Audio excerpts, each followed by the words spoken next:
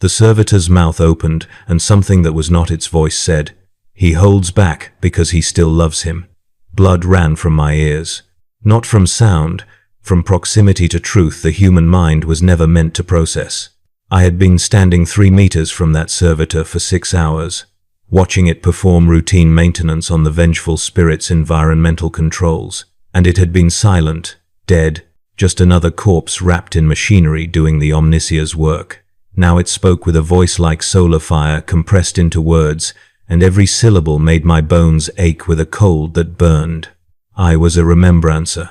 My name was Theodosius Crane, and I had documented the compliance of 47 worlds, had stood beside Primarchs, and watched them reshape civilizations with word and blade.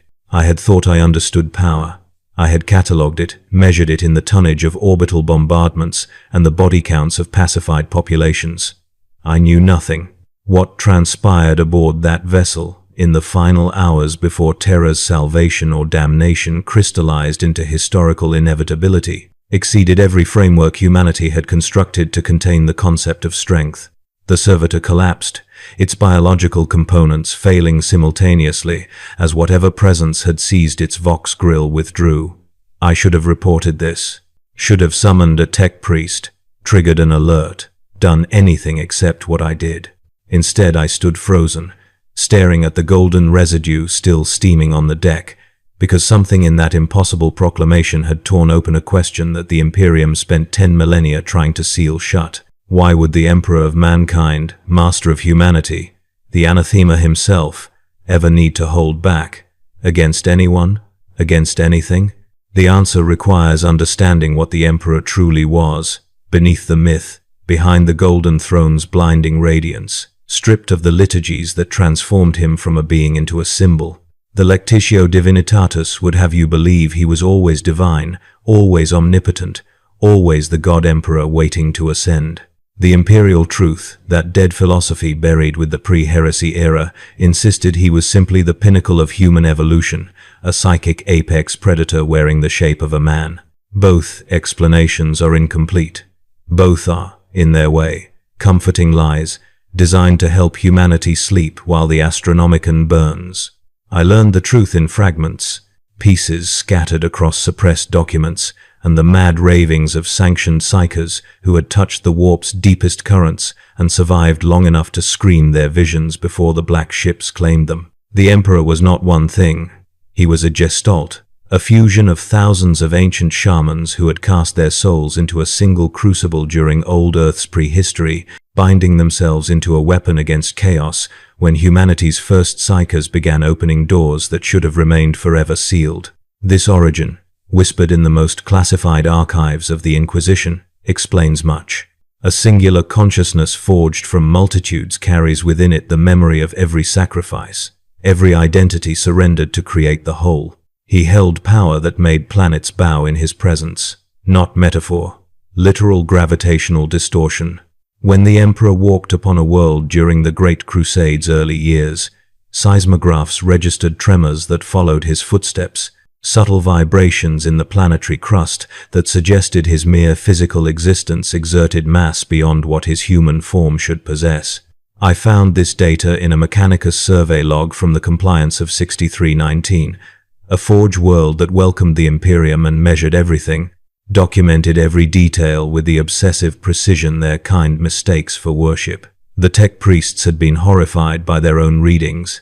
They had prayed for forgiveness, erased the data, then reconstructed it in hidden files because knowledge, even forbidden knowledge, is the Omnissiah's currency. But physical presence was the least of it.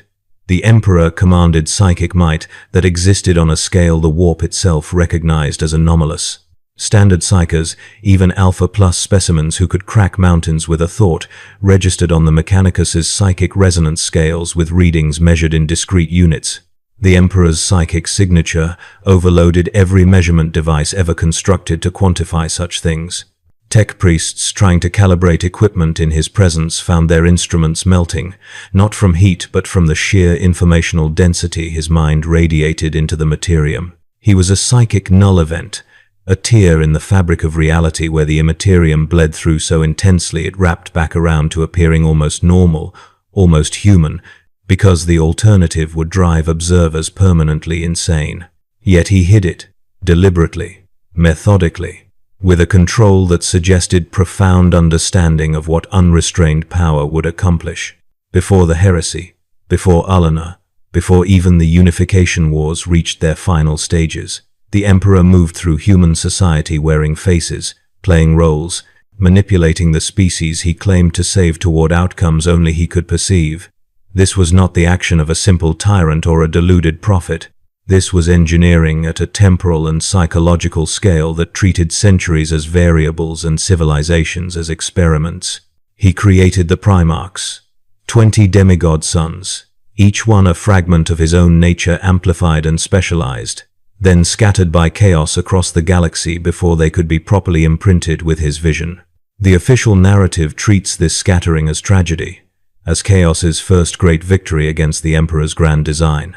I believe it was permitted, not planned, but permitted, because the Emperor operates in probabilities and acceptable losses, and the scattering accomplished something crucial.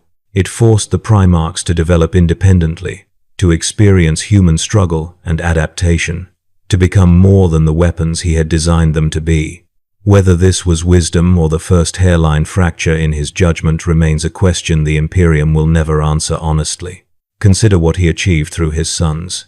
20 beings of impossible power, each capable of conquering worlds alone, each commanding legions of transhuman warriors who treated death as an inconvenience and surrender as a concept beneath notice. The Great Crusade swept across the galaxy not through the Emperor's direct intervention but through the Primarch's execution of his vision. He remained on Terra for much of the Crusade's duration, working on the Webway project, that desperate gambit to free humanity from warp travel's corruption by accessing the Aeldari's ancient network of non-Euclidean tunnels through reality's substrate. The Webway project, that cursed ambition that killed us all in slow motion.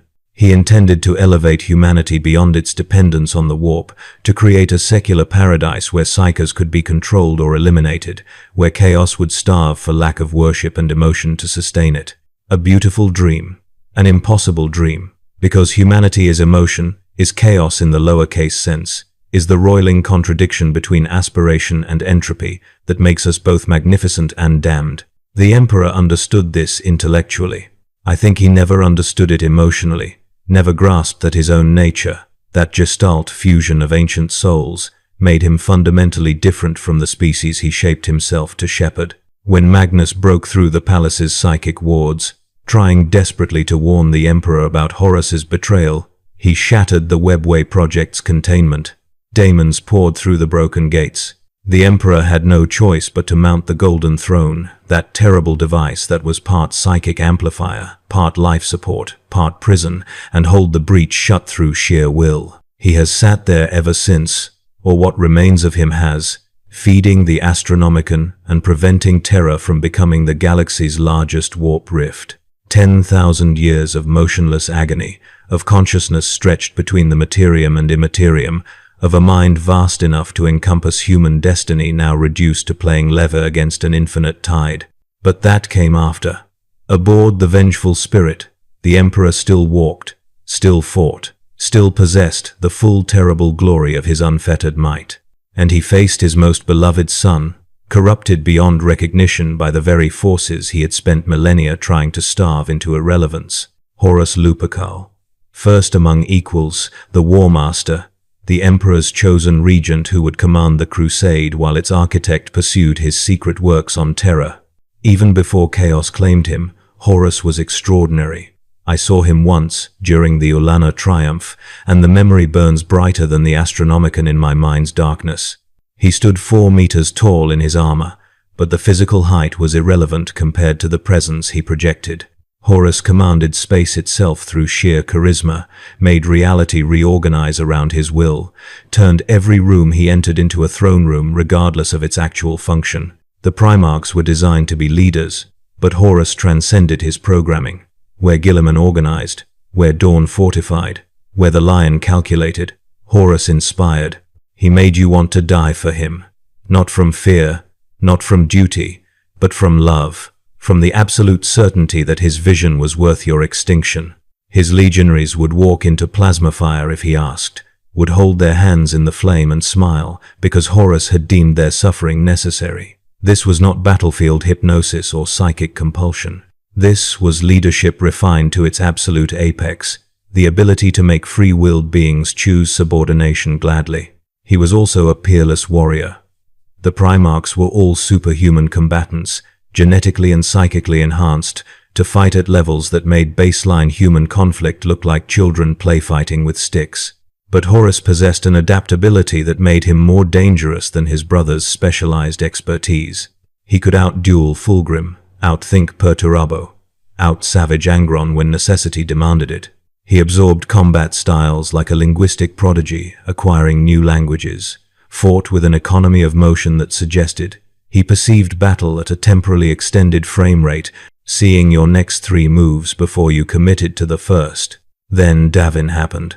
That damned moon, that plague-ridden rock, where the War Master fell to the Anathame's wound and lay dying while Erebus and his conspirators worked their poison into the breach. What occurred in the temple while Horus's body thrashed in fever has been documented, debated, revised and suppressed so many times the truth exists only in fragments. The Chaos Gods spoke to him. They showed him visions, futures where the Emperor betrayed his sons, where humanity worshipped the man who had forbidden religion, where the Primarchs became irrelevant footnotes to a tyranny 10,000 years old. Some of the visions were lies. Some were truth seen through a lens of malice. Some were probabilities that the Emperor himself might have acknowledged as possible outcomes of his design. Horus believed them. Or perhaps more accurately, Horus chose to believe them, because the alternative, that his father had kept secrets and manipulated his sons toward purposes they could not perceive, was too painful to accept without rebellion. The Chaos Gods offered him power, true, but more seductively they offered him agency, the illusion that he could rewrite the future the Emperor had architected without his input. What father asks his son for permission? What creator consults the created? The Emperor's fundamental failure, the flaw in his design that chaos exploited with surgical precision, was his inability to treat the Primarchs as partners rather than instruments. The powers the ruinous gods granted Horus rewrote his fundamental nature. Khorne gave him rage that could shatter fortress walls through presence alone. Nurgle granted him resilience that mocked death, flesh that regenerated from wounds that should atomize a normal Primarch. Tzientch poured knowledge into his mind, tactical and strategic insight that exceeded even his natural genius, the ability to perceive probability chains and exploit their weakest links. Slaanesh offered him perfection, the refinement of his already superhuman capabilities into something that approached divinity by certain narrow definitions. But the greatest gift, the most terrible enhancement, was unity. The Chaos Gods almost never cooperate, their fundamental natures antithetical to alliance. Yet in Horus they found common purpose, a vessel they could all empower simultaneously without the usual internecine sabotage. This made him something unprecedented, a champion of chaos undivided on a scale the galaxy had never witnessed. The warp's energies flowed through him like blood through a heart, infinitely renewing, infinitely corrosive. He became a wound in reality that walked and thought and commanded legions. By the time he led his forces to Terra's gates, Horus was no longer entirely Horus, the man who had laughed with his brothers, who had taken pride in his father's approval, who had genuinely believed the Great Crusade would birth a better galaxy, existed only in fragments beneath the chaos stuff that wore his shape. Yet those fragments remained, preserved like insects in amber, because chaos is nothing if not cruel. The gods wanted him to remember what he had been, wanted the cognitive dissonance between his former ideals and current actions to generate maximal suffering, maximal psychic turbulence for them to feast upon. The siege ground Terra's defenses to powder and bone over months that felt like centuries. The palace, that mountain fortress the Emperor had raised through psychic and physical labor, cracked slowly under the weight of demonic assault and traitor spite. Dawn's fortifications, mathematical perfection rendered in rockcrete and adamantium, proved insufficient against enemies who could rewrite physics through belief. The Blood Angels held the ultimate gate. The White Scars ran raiding actions through breaches too small for conventional defense. The Imperial fists died by increments, each fallen son of dawn taking positions that could never be retaken once abandoned. Then Horus lowered his shields. The vengeful spirit, his flagship, the vessel from which he had coordinated 7 years of galaxy-spanning civil war, suddenly became vulnerable to teleportation assault. This decision has puzzled Imperial scholars for 10 millennia. Was it arrogance, a trap, or something more complex, some final vestige of the true Horus crying out for resolution, for his father to end what he had become? The answer probably encompasses all three and adds layers of motivation that human psychology cannot adequately map. The Emperor knew it was a trap. He teleported aboard anyway, taking with him Rogel, Dawn and Sanguinius, his Praetorian and his Angel. The teleportation scattered them across the ship, deliberate chaos designed to isolate the Emperor from his allies. Sanguinius found Horus first. They fought. The Angel died. His back broken over the War Master's knee, his wings torn from his body. His last words a plea for the brother he remembered, the Horus who had once protected him from their father's occasional coldness. The Emperor felt Sanguinius die, felt it through the psychic connection he maintained with all his sons, that invisible tether that let him monitor their vital status across galactic distances. The Angel's death signature was not a simple cessation. It was an obliteration, a soul death that meant no resurrection, no integration with the warp's endless cycle, just termination on a level that denied even metaphysical continuity. This told the Emperor everything he needed to know about what Horus had become. He found the throne room, found his son standing over Sanguinius's corpse, the Angel's blood still wet on ceramite that had once been lunar wolf's white, now the sick green-black of the sons of Horus's corruption. Horus smiled. Not the warm expression he had worn in better times, but a rictus that exposed too many teeth, a smile that existed in too many dimensions simultaneously. "Father," Horus said, and his voice carried harmonics that made the ship's hull groan. "You finally came. I was beginning to think you didn't care." The Emperor said nothing. He simply stood, clad in golden armor that seemed to draw light from the surrounding space and concentrate it into painful radiance. His sword, that weapon whose name has been lost or suppressed, hung at his side. He did not draw it, not yet. "Nothing to say?" Horus laughed, and the sound was knives dragged across stone mixed with the screaming of dying stars. 10,000 years. You'll sit silent on that throne. I've seen it, so why start now? Did you come to beg? To offer me the compromise you should have offered before I was forced to take what you would never give? "I came to save you," the Emperor said, and his voice was quiet, almost conversational, the tone a father uses with a son who has disappointed him but remains loved regardless. Horus attacked, not with ceremony, not with further dialogue, just pure explosive violence that shattered the deck plating and sent adamantium fragments screaming through the air like shrapnel. His mace, Worldbreaker, the weapon that had crushed skulls on 100 worlds, came down with enough force to crack a battle tank like an egg. The Emperor moved, not fast, efficiently. He was simply not in the space the mace occupied when it landed, had shifted 3 meters left with a motion that suggested he had never been standing in the original position at all. "You're holding back," Horus snarled. "Fight me, like you mean it, like I'm actually a threat, unless your arrogance is so profound you think you can talk me down while dodging." The Emperor parried the next strike, sword meeting mace with a sound that was more psychic than physical, a concussion that rippled through the warp and made demons across the Imperium scream and dissolve. "I do not want to hurt you," he said, and the statement carried weight that made Horus stagger, made the chaos powers sustaining him roil with something almost like uncertainty. They fought. The accounts that survive, the fragments that Imperial censors could not fully burn, describe a battle that exceeded conventional physics. Horus would strike, his blows empowered by the warp's infinite malice, and the Emperor would defend or evade, counterattacking with precision that should have ended the duel in moments. Yet those counterattacks always pulled back at the final instant, always struck to disable rather than kill, always carried within them the hope that some core of the real Horus remained reachable. This was the Emperor's weakness, not lack of power, excess of love. He had created these beings, the Primarchs, not through simple genetic manipulation but through sacrifice of his own essence, fragments of his soul sculpted into independent persons who could grow beyond their origins. Horus was his first, his favorite, the son who most embodied what he had hoped humanity would become. Killing Horus meant admitting his grand project had failed, meant accepting that his vision for a secular, rational, chaos-free galaxy was fundamentally flawed because it could not account for the simple, terrible power of betrayal born from wounded love. The fight progressed.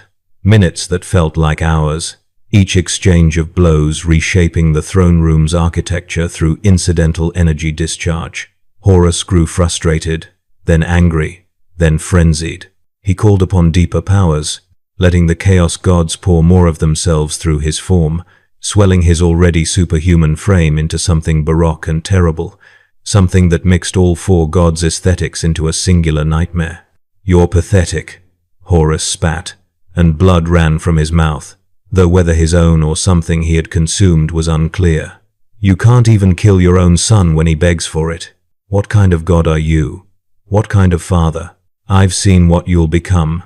The corpse god feeding on 1,000 psychers daily, worshipped by an Imperium that makes everything you claim to oppose look like paradise. That's your legacy. Stagnation, suffering, all because you were too weak to finish what you started." The Emperor's expression did not change. He fought on, defending, deflecting, damaging, but never destroying.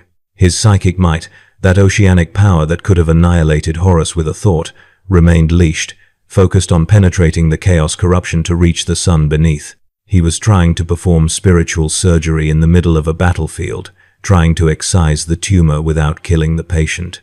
Then a guardsman stumbled into the throne room. How he got there? Why the teleportation scattered him so far from his squad? What series of desperate navigations through a ship full of cultists and daemons brought him to that specific location at that specific moment remains a mystery that some claim was the Emperor's hand, was divine providence proving the Emperor's godhood through human intervention. I think it was chance. Simple, terrible, meaningless chance. Horus saw him.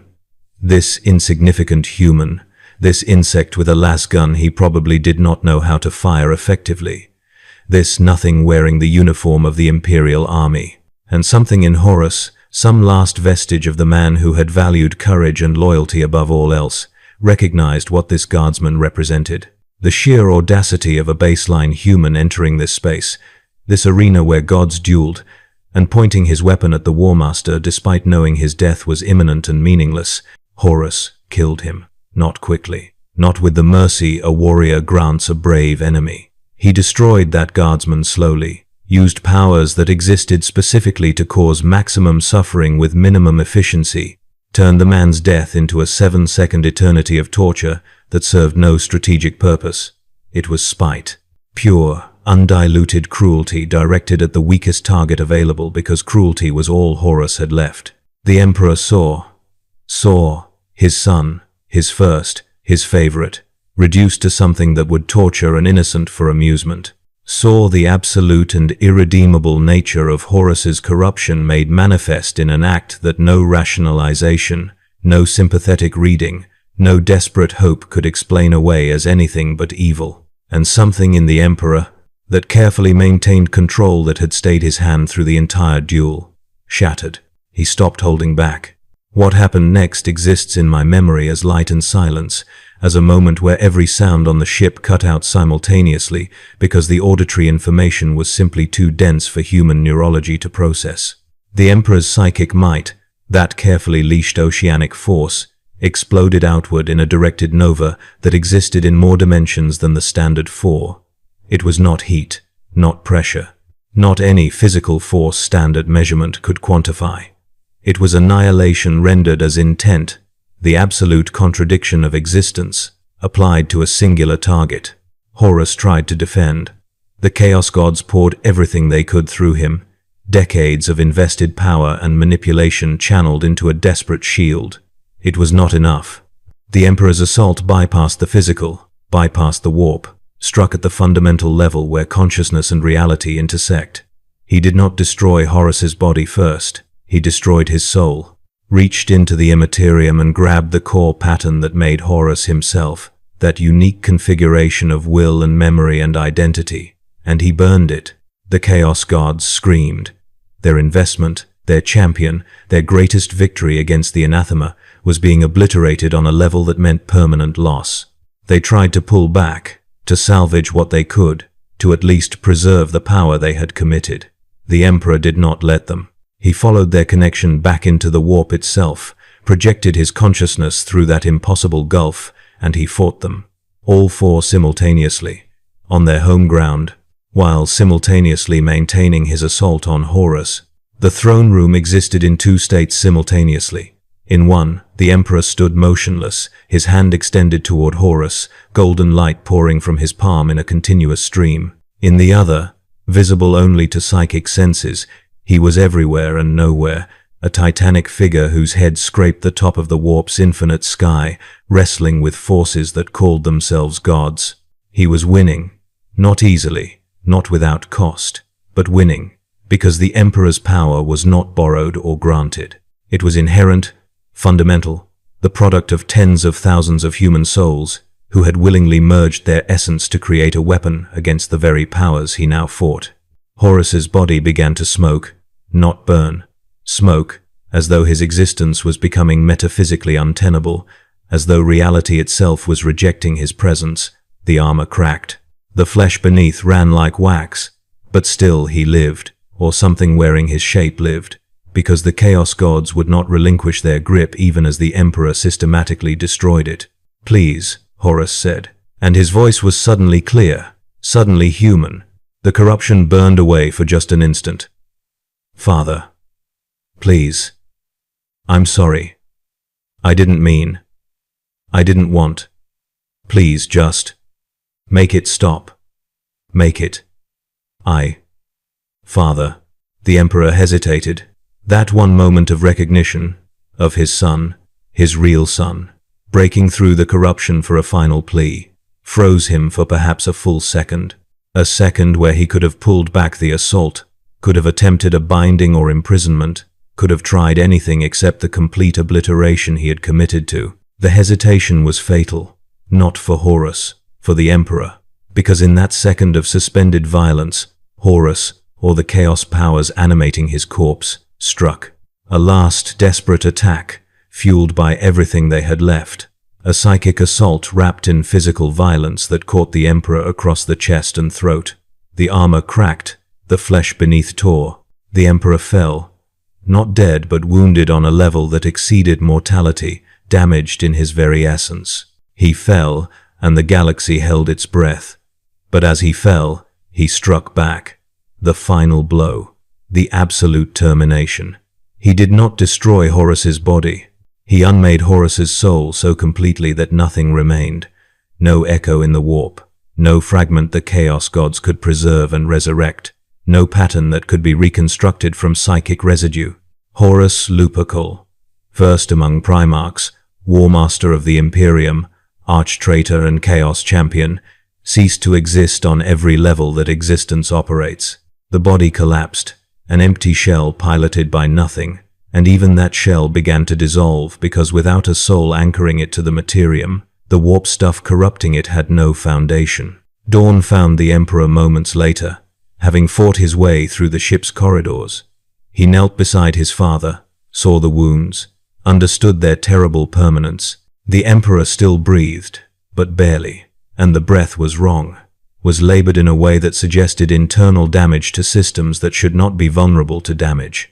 "Father," Dawn said, and his voice broke on the word. "Father, please. The apothecaries. We can. There must be. You cannot. You are. Father." The Emperor's eyes opened, still golden, still infinite, but dimmed, clouded, mortal in a way they had never been. He tried to speak, failed, tried again, managed a whisper that Dawn had to press his ear against his father's lips to hear. "The throne. Bring me to the throne. Quickly. Before the Webway. The breach must hold. Until what?" He did not say. Did not have breath to say. Dawn lifted him, cradled the Emperor as gently as ceramite gauntlets could manage, and teleported back to the palace. To the Golden Throne, that device that had been built to let the Emperor access the Webway, but now became his prison, his life support, his tomb that was not quite a tomb because the occupant remained technically alive. They installed him, grafted his ruined body to the throne's systems, connected the psychic amplifiers to the frayed remains of his vast consciousness, and they activated it, bound him to the Astronomicon, made his suffering the navigation beacon that let humanity traverse the warp. 10,000 years. 10,000 years of motionless agony, of consciousness stretched thin across galactic distances, of a mind that once shaped human destiny now reduced to a singular function, but conscious still, aware still. The Emperor did not die aboard the Vengeful spirit. Death would have been mercy. Instead, he persists, trapped in the space between life and annihilation, holding together an Imperium that betrayed everything he claimed to value. The ecclesiarchy worships him as a god despite his lifelong insistence that gods do not exist. The Inquisition burns heretics in his name while he, in his endless golden prison, cannot even scream his disapproval. The Adeptus Terra rules through bureaucratic stagnation he would have torn down in hours. What if he had not held back? What if he had struck Horus with full force from the beginning, had not tried to save his son, had simply annihilated the threat without hesitation or remorse? The answer is simple and terrible. Horus would have died. The Emperor would have survived. The galaxy would have continued along the trajectory he designed, and whether that would have meant humanity's ascension or some different form of damnation is a question that depends entirely on whether you believe the Emperor's vision was ever achievable or simply the hubris of a being too powerful to recognize his own limitations. I believe he could have won. Not just defeated Horus, but won completely, emerged from that duel intact and resumed his works. The Webway could have been repaired. The Astronomicon could have been powered by something other than his personal suffering. The Imperium could have evolved beyond the theocratic nightmare it became. All of this was possible if he had simply abandoned love for efficiency, had treated Horus as a problem to be solved rather than a son to be saved. He could not. And perhaps this is the Emperor's ultimate tragedy, the proof that for all his power, for all his intelligence and planning and manipulation spanning millennia, he remained fundamentally human in the ways that mattered most. He loved his sons. He could not kill them easily. And that love, that weakness that was also his only real virtue, doomed him and the species he spent 38,000 years trying to guide. The throne room on the Vengeful spirit was cleansed after the Heresy, scoured down to bare metal, then blessed, then rebuilt, then destroyed entirely when the ship itself was broken down for salvage. But I have spoken to others who were there, who saw the aftermath before the Mechanicus reclaimed the vessel.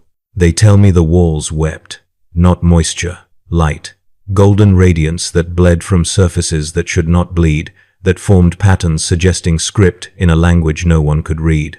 Some claim it was residue from the Emperor's psychic assault, energy so intense it scarred reality itself, and left permanent marks that persist across time.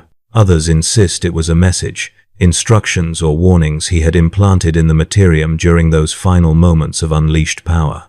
The Inquisition suppressed all investigation, declared the phenomenon null and void, erased every record of witnesses who spoke too freely.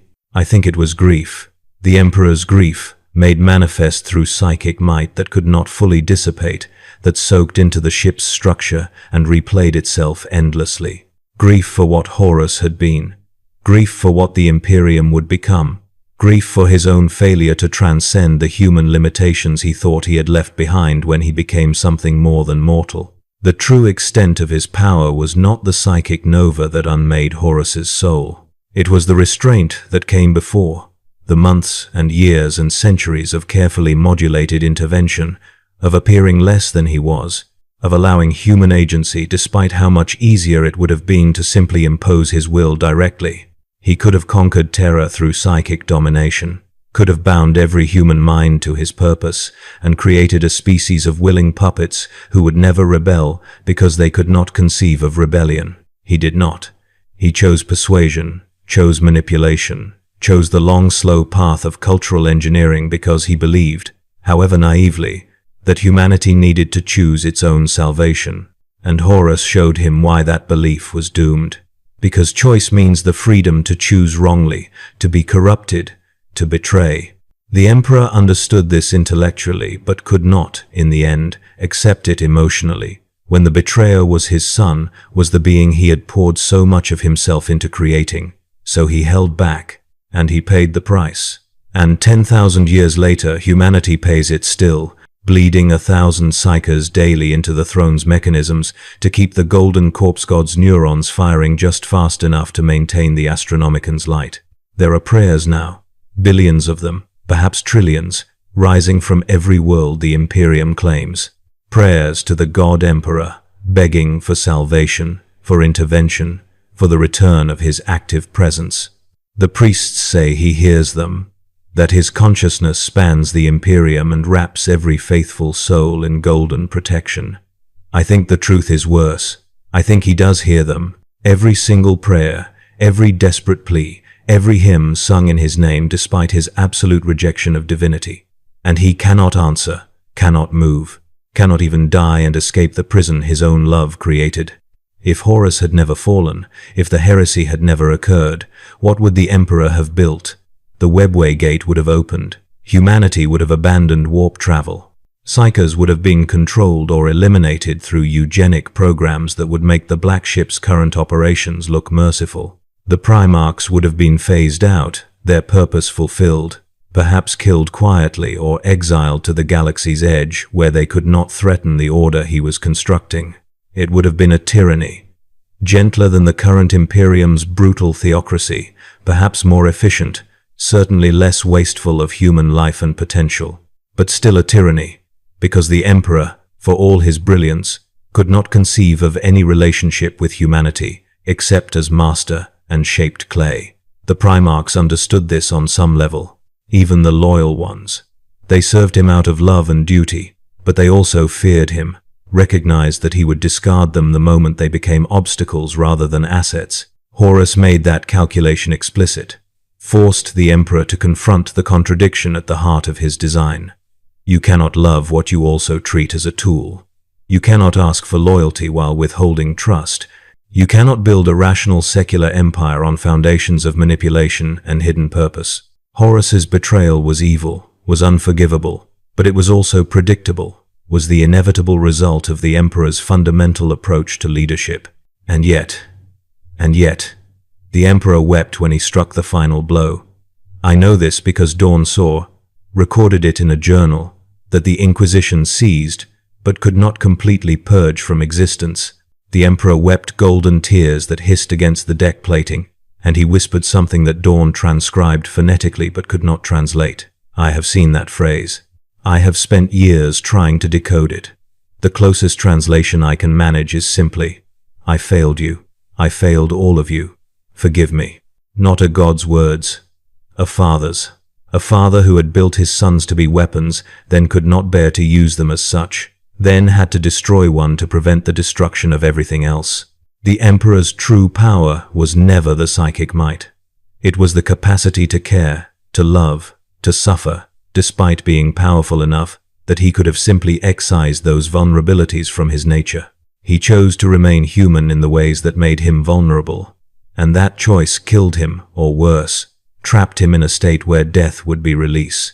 The galaxy is burning now, 10 millennia after that duel. The cicatrix maledictum splits the Imperium in half. Chaos advances on every front. Xenos empires grow bold. The Tyranids devour worlds faster than the Imperium can evacuate them. And through it all, the Emperor sits silent on his throne.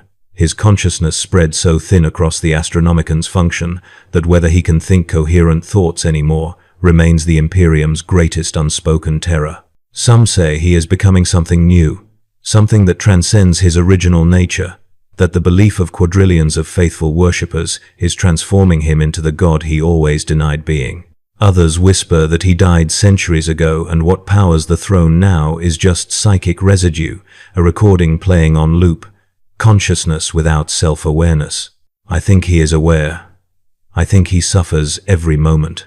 I think the 10,000 psychers fed daily into the throne's mechanisms scream their deaths directly into his perception, and he cannot even flinch, cannot turn away, can only absorb their agony and convert it into the light that lets humanity navigate between stars. This is the price of his hesitation on the vengeful spirit, not death, something infinitely worse than death.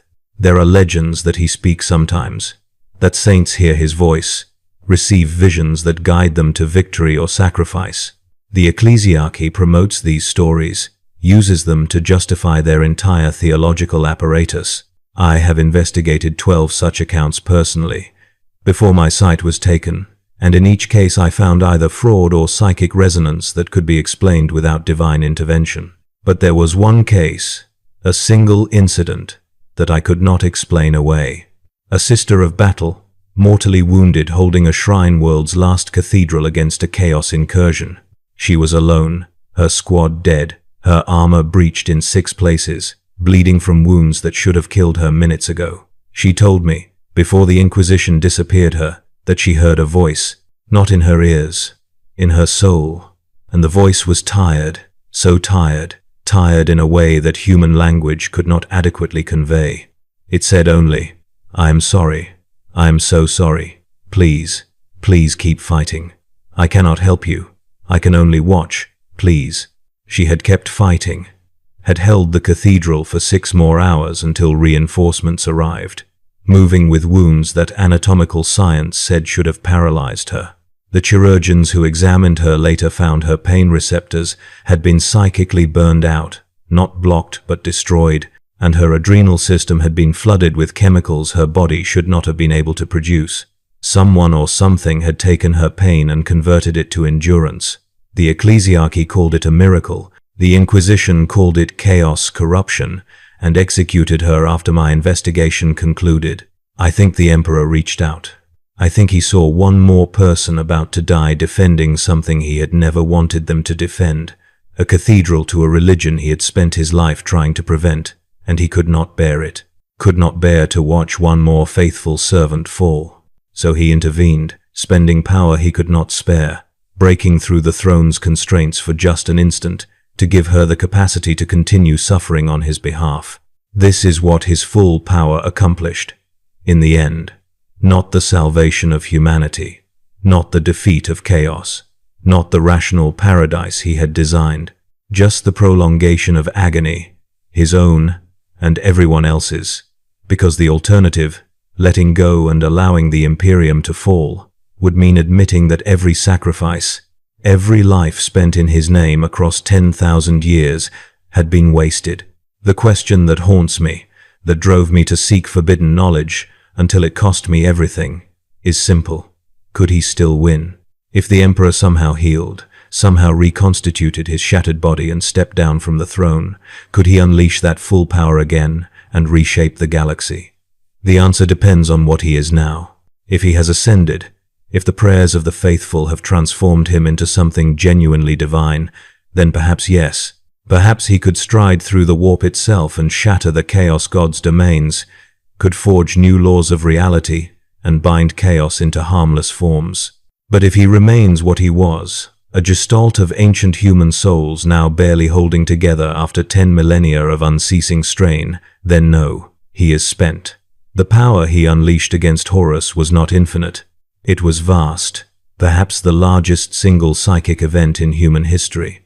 But it had limits, and crossing those limits to destroy Horus's soul completely cost him everything. He poured himself out, held nothing back in that final moment, and what returned to terror was a fragment, a shadow, barely enough to perform the throne's single function. There are tech priests in the Mechanicus's deepest forges who study the throne's readouts, who monitor the energy flows and psychic resonance patterns. They do not share their findings with the ecclesiarchy, do not publish their data where the Inquisition might notice. But they know. They see the degradation, the slow decline in efficiency, the way the throne requires more psychers each year to maintain the same output. They project, in models they will never show another living soul, that the system will fail. Not today, not tomorrow, but within the next 1,000 years, perhaps sooner, the throne will simply shut down. And when it does, When the Emperor finally dies or transcends, or simply ceases, the Astronomicon will go dark. What happens then is a question that keeps the High Lords awake despite their juvenate treatments and authority over billions of lives. Does the Imperium fragment instantly, each sector cut off from the others, forced to navigate the warp blind? Do the Chaos Gods claim terror, turn the cradle of humanity into the galaxy's largest warp rift? Or does something else occur, something unprecedented, the Emperor's death triggering his rebirth as the genuine god he always denied being? The optimists, the few that remain in the Inquisition's higher ranks, believe the third option. They point to the legends, the stories of the Emperor's origins, how he was born from the mass sacrifice of ancient shamans who knew they would reincarnate and chose to merge their reincarnations into a single being. They argue that his death will follow the same pattern, that his soul will gather itself in the warp and be reborn, perhaps in weeks, perhaps in centuries, but inevitably return. And when he returns, he will be free of the throne's constraints, free to act, free to finally finish what he started 10,000 years ago. I think they are wrong. I think the Emperor cannot reincarnate because too much of his soul is gone, spent, burned away in 10 millennia of holding the Webway breach and powering the Astronomicon. The entity that might be reborn from his death would not be him. It would be something new, shaped by the Imperium's prayers and fears and desperate need, a god born from faith rather than design. Whether such a being would be benevolent or simply another form of tyranny is unknowable. But perhaps that was always the Emperor's destiny.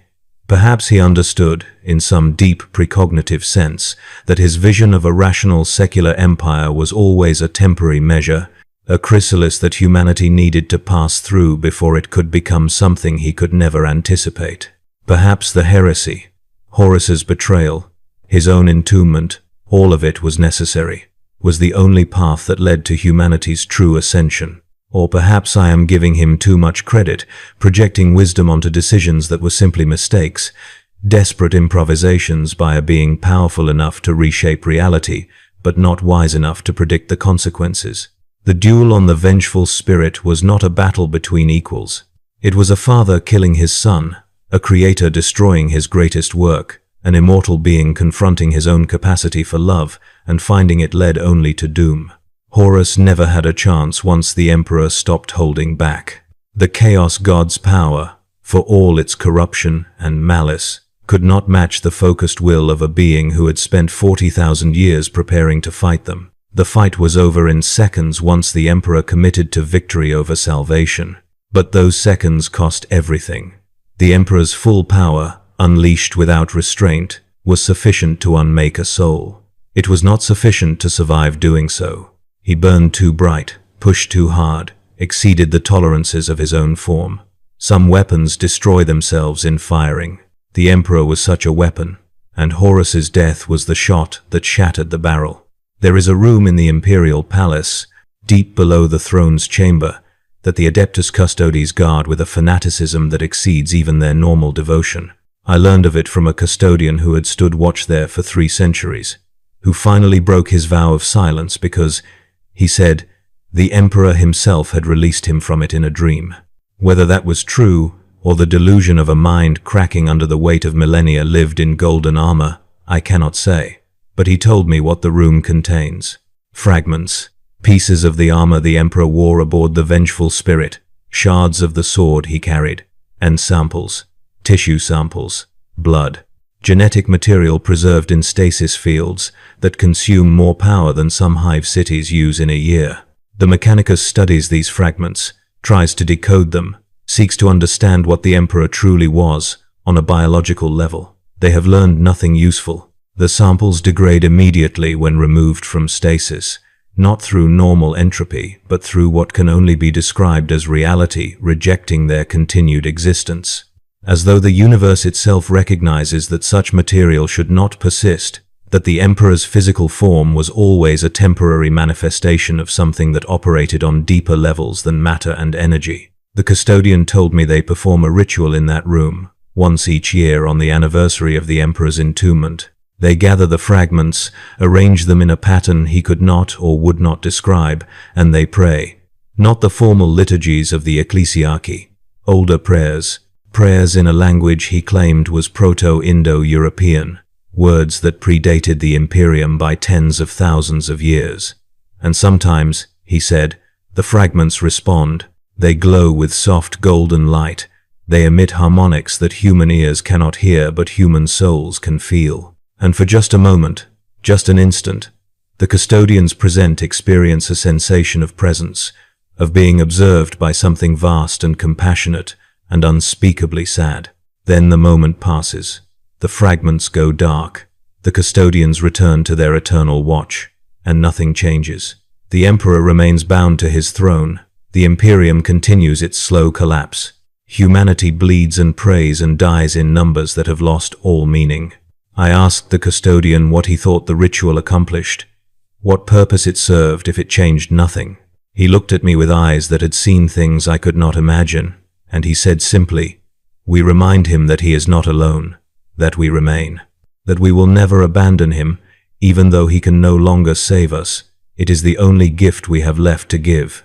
This is what the Emperor's power became, not salvation, not victory, just companionship in suffering, the knowledge that the species he tried to shepherd has not forgotten him, even though they misunderstand him completely, worship him in ways he would despise, and built an empire on foundations he would raise if he could move his hand an inch. The vengeful spirit's throne room, in the seconds when the Emperor's full power manifested, became a place where reality itself nearly broke. There are theories, unproven and unprovable, that suggest the Emperor did not simply unmake Horus's soul in that moment. He unmade every possible version of Horus across every timeline, every alternate history, every quantum branch where the War Master might have survived or been redeemed. He reached through dimensions the Mechanicus has no names for, and he burned his son from existence so thoroughly that not even temporal paradox or warpcraft could resurrect the pattern. If true, this explains why no daemon has ever successfully claimed to be Horus, why no warp entity has worn his face or mimicked his voice with any conviction. The Chaos Gods, for all their power, cannot restore what has been removed from the fundamental structure of reality itself. The Emperor did not just kill Horus, he erased him, made it so Horus Lupercal had never existed in any timeline except the one that led to his absolute termination. This is the power the Emperor possessed. Not to simply destroy, but to edit existence, to reach into the underlying code of reality and delete variables. And he used it once, fully, without reservation, because his son had become something that could not be permitted to continue across any possible future. The cost was his own existence, as a free agent, his reduction to a function, a tool, the very thing he had spent his life refusing to become. Some call it justice, some call it tragedy, I call it inevitability. The Emperor created beings, his primarchs, who were powerful enough to threaten his vision. He loved them, wanted them to grow beyond their programming, desired sons rather than mere weapons.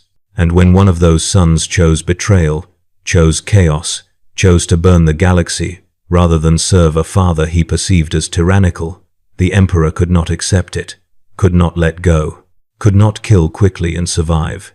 He had to be certain, had to obliterate Horus so completely that no fragment remained, no echo, no possibility of return. And so he burned himself out, spent his power in a way that precluded recovery, and doomed himself to 10,000 years of imprisoned consciousness. All because he loved his son too much to simply kill him, and when he finally accepted that killing was necessary, he loved humanity too much to leave any chance, however small, that Horus might return. This is the Emperor's true power, not the psychic might, not the physical prowess, not the intelligence that engineered humanity's evolution across millennia. His true power was the capacity to love despite knowing that love would doom him. To care despite being powerful enough that he could have simply erased care from his own nature. To suffer because the alternative was to become the very thing he fought against. A conscienceless force reshaping reality without regard for the beings trapped within it. Horus never understood this. Even at the end, even in that last moment when his true self broke through the chaos corruption and begged his father for forgiveness, Horus did not grasp that the Emperor's greatest weakness was the only thing that made him different from the Chaos Gods. They were power without love, intelligence without compassion, existence without empathy. The Emperor was all of those things wrapped in a core of human feeling he could never fully transcend. And that humanity killed him, or killed the version of him that might have guided the species to something better than the Imperium's current nightmare. The being that sits the throne now is not the Emperor who walked Terra's surface during the Unification Wars. It is a ghost, a recording, a function performing its programmed task with the barest minimum of consciousness. The man who hesitated before striking Horus, who wept golden tears over his son's necessary obliteration, that man died aboard the Vengeful spirit. What remained was barely enough to reach the throne and bind itself to the mechanism. The galaxy remembers that duel incorrectly. The Ecclesiarchy teaches that the Emperor fought Horus as God against devil, that his victory was inevitable, that his wounds were sacrifices willingly made to prove his divinity to humanity. All lies, comforting lies that help the faithful sleep, but lies nonetheless. The truth is uglier and more human. A father hesitated to kill his corrupted son and paid for that hesitation with everything he was. The victory was not triumphant. It was Pyrrhic beyond measure. The Emperor won the battle and lost the war, destroyed Horus but surrendered his own capacity to continue fighting. And Horus? Horus is gone, not dead, because death implies some form of continuation, some persistence in the warp or as memory or as echoed pattern. Horus was annihilated. His legacy remains in the chapters descended from his legion, in the scars the Heresy left across the Imperium, in the 10,000 years of constant warfare his betrayal initiated. But Horus himself, the being who laughed with his brothers and took pride in his father's approval, who led the great Crusade's triumphs and fell to Chaos's seduction, that being is simply gone. There are nights when I dream. Still, despite my blinding, despite the Inquisition's best efforts to scour my memories through psychic surgery and chemical conditioning, I dream I stand in that throne room. I watch the Emperor raise his hand. I see the golden light build, see it concentrate into a point of absolute contradiction, and I hear Horus scream, not with his voice, with his soul. A sound that exists in dimensions beyond hearing, a howl of everything he was being torn into constituent particles and scattered beyond recovery. And I see the Emperor's face, not stern, not wrathful, not the expression of a god passing judgment on a heretic. Broken, absolutely broken. The face of a father watching his child die, knowing he is the killer, unable to stop because stopping would mean the death of everything else he loves. That face haunts me more than Horus's obliteration, more than the Chaos God's screams as their investment was burned away, more than the aftermath, Dawn cradling his father's ruined body, carrying him to the throne that would become his eternal prison. Because in that face I saw what the Emperor truly was, not a god, not a tyrant, not even really a man, despite the human shape he wore. Something between all three, something that possessed power sufficient to reshape reality but could not escape the fundamental truth that power cannot solve every problem. Cannot, for instance, make a son love you. Cannot prevent betrayal born from hurt and misunderstanding. Cannot undo the consequences of 10,000 decisions that seemed correct at the time but accumulated into catastrophe. If the Emperor had unleashed his full power from the beginning of the duel, Horus would have died in the first second. The Emperor would have survived intact. He could have returned to Terra, bound himself to the throne temporarily while the Webway breach was repaired, then resumed his projects once the crisis passed. The Imperium would have continued along the trajectory he designed. Whether that would have been better or worse than what actually occurred is a question that spans theology, philosophy, and pure speculation. But he did not. He held back because he loved. And the Imperium, that vast edifice of suffering spanning millions of worlds, exists because the Emperor could not kill his son quickly. Every death in the eternal war against chaos, every sacrifice to the Golden Throne, every life spent in the Emperor's name across 10,000 years, all of it traces back to those moments of hesitation aboard the Vengeful spirit. This is the answer to the question that drove my investigation. The Emperor's full power, unleashed against Horus, was sufficient to unmake a soul touched by all four Chaos gods simultaneously. was sufficient to burn that soul so completely that the gods themselves could not recover it, was sufficient to strike terror into beings that feed on terror, to make forces that claim to be eternal recognize the possibility of their own ending. But it was not sufficient to save the emperor himself, was not sufficient to prevent his entombment, was not sufficient, in the end, to accomplish anything except replacing one doomed future with a different doomed future. Power has limits, even power on the scale the emperor wielded. The limit is not strength or knowledge or will. The limit is consequence. Every action produces reactions, cascades, unintended results that even perfect precognition cannot fully predict because prediction itself alters outcomes. The emperor's full power could destroy, it could not build. It could end threats but not create the paradise he envisioned. And when he finally accepted this, accepted that some problems have no solution except terrible sacrifice, he was already too damaged to survive implementing that sacrifice. So he sits, has sat for 10,000 years, will sit until the throne fails, or he transcends or the Imperium finally collapses under the weight of its own contradictions. And every moment of that sitting is consciousness, is awareness, is suffering that would shatter any normal being in microseconds. The emperor endures because he has no choice, because letting go would mean abandoning the species he spent eternity trying to shepherd. This is his power now. Not psychic might, not reality manipulation, just endurance, just the capacity to suffer beyond measure and continue existing, continue functioning, continue providing the light that lets humanity stumble forward into whatever future awaits. It is not the power he possessed aboard the Vengeful spirit. It is something lesser and greater simultaneously. Lesser because he can do nothing except maintain the Astronomicon. Greater because he does it anyway, century after century after century, without rest, without relief, without any hope that his sacrifice will ever end. And perhaps that is the final answer. The Emperor's full power was never the psychic nova or the soul-destroying strike. It was always the love that made him hesitate, the compassion that made him suffer, the humanity that prevented him from becoming something truly monstrous. Horus forced him to abandon that humanity for one terrible moment. The galaxy still bleeds from the wound that moment opened. And the Emperor, trapped in his golden cage, cannot even weep for what he has become. I am blind now, voiceless soon. The Inquisition is thorough, but I have spoken this testimony into the dark places, the cracks in the Imperium's foundation, where truth still matters to someone. Let it be known, let it be remembered.